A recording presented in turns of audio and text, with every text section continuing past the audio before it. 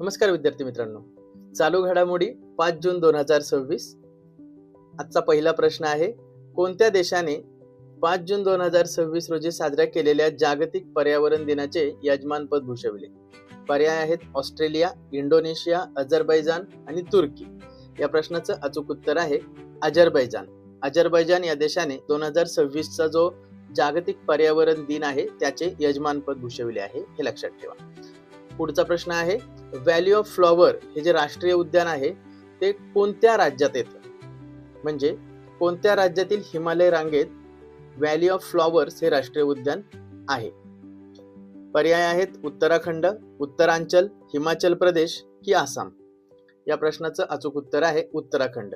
Valley of flowers राष्ट्रीय उद्यान उत्तराखंड या राज्यामध्ये येते. पुढचा प्रश्न आहे, महाराष्ट्रातील नागपूर जवळच्या खैरी उमरेड वनक्षेत्रात नव्याने सापडलेल्या क्रोटॅलारिया या एका सपुष्प वनस्पतीच्या जातीला कोणत्या समाजसुधारकाचे नाव देण्यात आलं आहे? पर्याय आहेत ताराबाई शिंदे, आनंदीबाई जोशी, पंडिता रमाबाई की सावित्रीबाई फुले. तर याचं अचूक उत्तर आहे सावित्रीबाई फुले.